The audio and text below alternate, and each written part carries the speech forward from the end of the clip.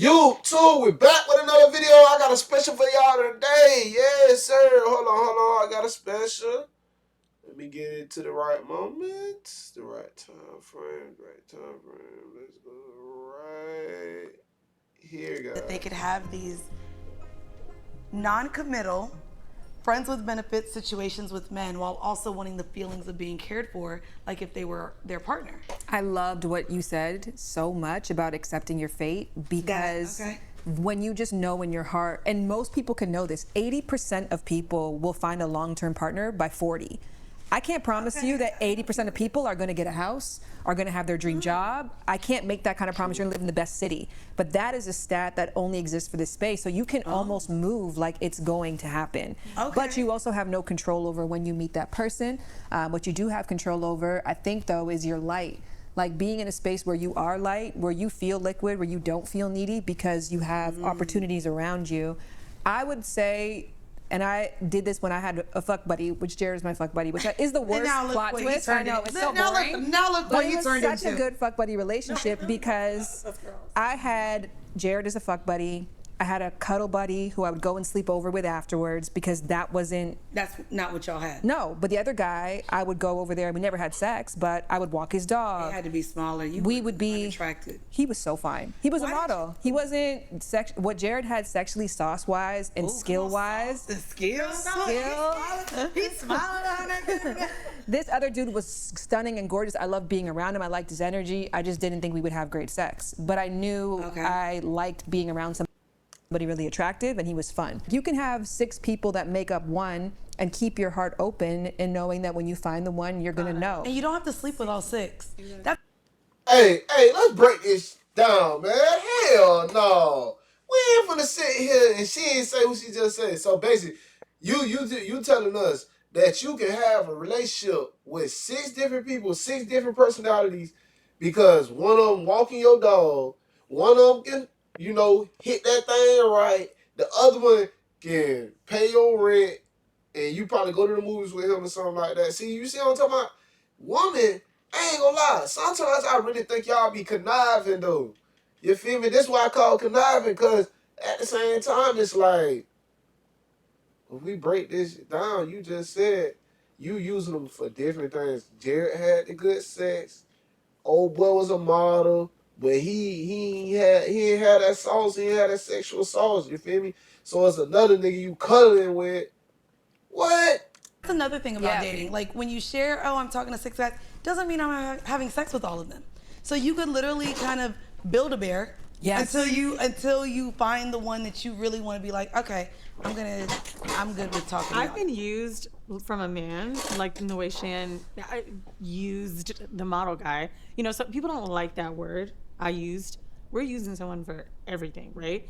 And when he would come over to me, I love to cook. So I could tell, like, when we would make jokes, he's like, I miss having a girlfriend, you miss having a boyfriend. That admittance of that is like, oh, it's not you. But I kind of liked playing house a little bit. I loved having him come over, eat my meal, no, it sounded like eat my coochie. Enjoy my meals, watch TV. No, we didn't have sex. Watch TV with me, we'd cuddle a little bit, and that was just kind of it.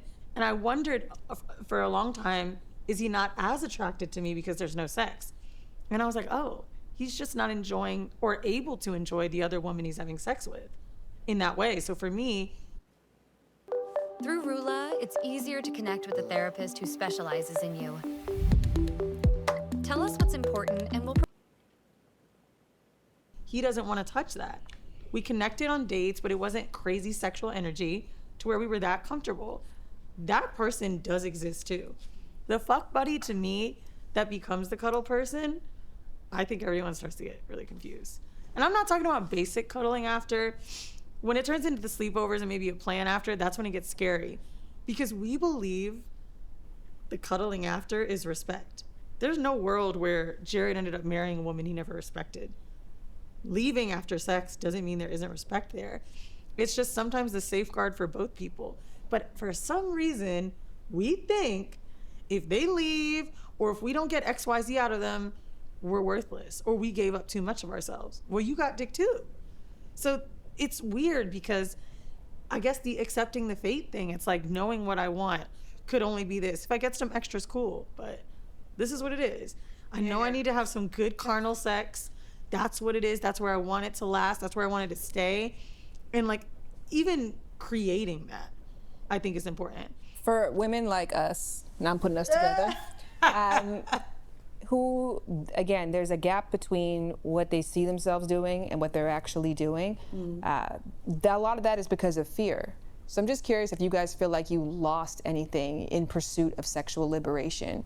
I think early on I lost myself. Like I said earlier. I think this is a false start of saying insecurity. You have a lot of insecurities. And y'all don't want to admit it. Like, you know what I mean? Dude, leaving, getting that booty and leaving right after it. Yeah, I know y'all starstruck. Y'all looking crazy because, like, what is he doing? You know what I mean? But at the same time, it's like, bro, if it's just sex, it's just sex. You feel me? It's nothing else, nothing more. You know what I mean? We don't already establish what our grounds is. So why do you feel like that? Why are you insecure?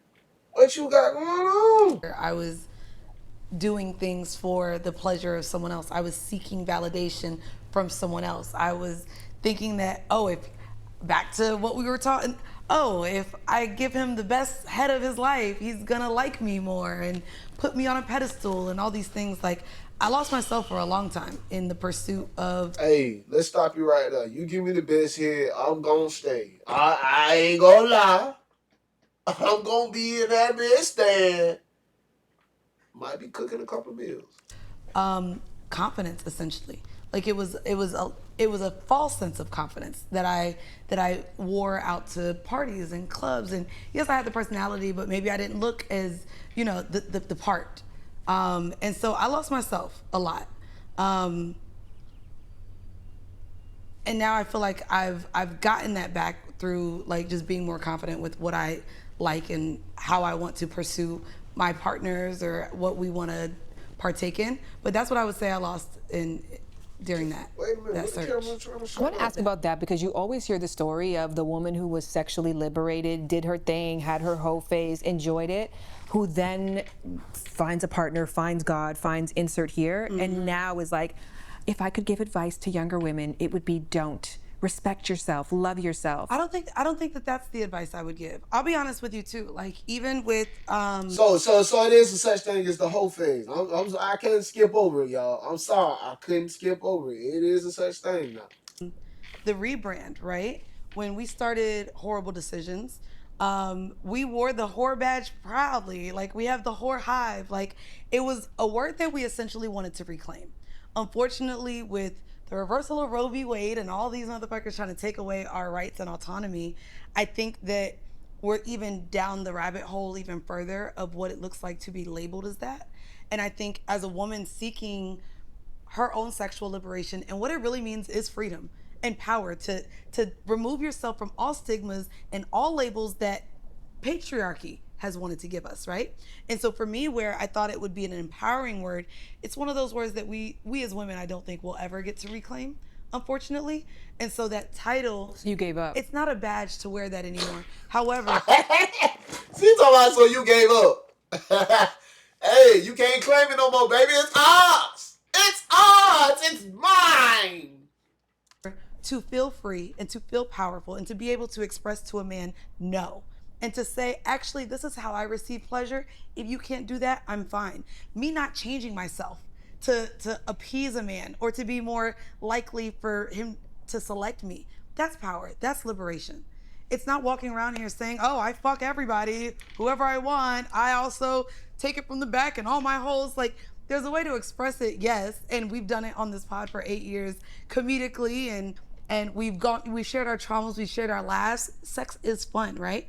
But I think for me, like, owning your true power. So when you say you want to sleep with someone, doing it because you want to do it and really knowing what you want. Like, even when we were talking about, right, the casual partners, I think that's the problem with a lot of women. They're like, yeah, I just want to use him for dick. And then he comes over and you realize, no, bitch, you want to be held. You want a hug.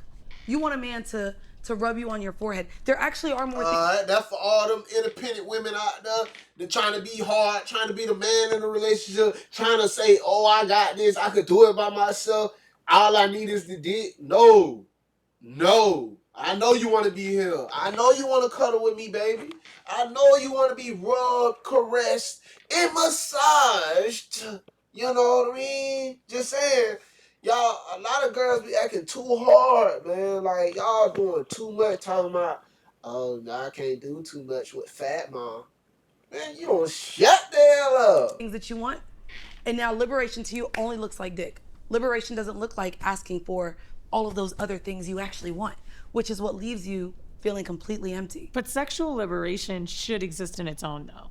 Yeah, because for sure. To me, I agree. Like, if you do want to be held and not sex, it isn't sexual liberation. Sexual liberation to me is someone like, you even saying bondage and submission, that's very specific. That is being sexually liberated.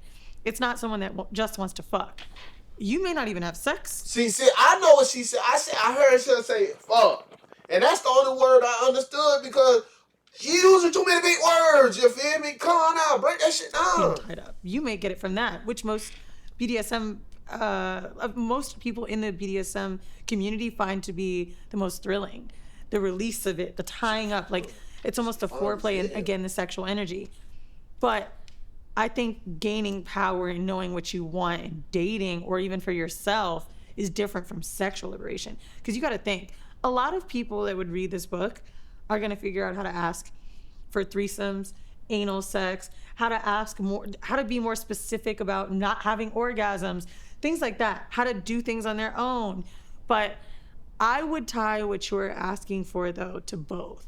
Because it's like, I'm a normal girl. Hey, can I just be cuddled? But I also do want this. It's tough because accepting the fate, like what you want may not look like the perfect package. Do you know how hard it is to find a fuck buddy that you can cuddle with? She didn't even get that with him. She married.